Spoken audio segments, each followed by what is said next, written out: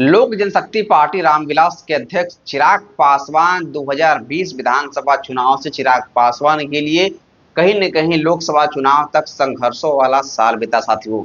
लेकिन चिराग पासवान के उस संघर्षों वाले साल ने पूरी तरीके से चिराग पासवान को हाशिए पर बैठा दिया। लेकिन चिराग पासवान क्या उस मंत्री पद को इस्तीफा देंगे? कहीं न कहीं इसकी राजनीतिक क्लासे पूरी तरीके से लगाई जा रही है।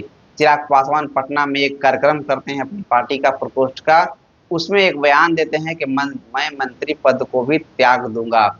कहीं न कहीं इस बयान की पूरी तरीके से राजनीतिक क्लास लगाई जा रही है। क्या चिराग पासवान का एनडीए में कुछ ठीक-ठाक नहीं चल रहा है? कहीं न कहीं चिराग पासवान के इस बयान से पूरी तरीके से एनडीए गठबंधन में भूचाल सा पैदा हुआ है। क्या चिराग पासवान एनडीए से अलग होंगे?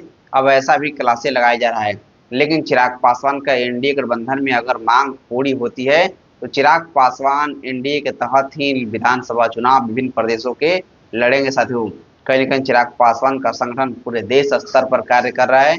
झारखंड विधानसभा चुनाव चिराग पासवान, बिहार विधानसभा चुनाव, उत्तर प्रदेश के चुनाव चिराग पासवान पूरी तरीके से मजबूती के तहत लड़ने की कगार पर साथियों। चिराग पासवान झारखंड के धनबाद में एक विशाल कार्यक्रम करते हैं, जन आक्रोश रैली।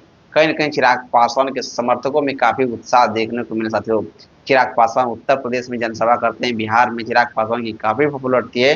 कहीं न कहीं चिराग पासवान देश की युवा नेता में से सबसे काबिलियत वाले नेता हैं साथियों।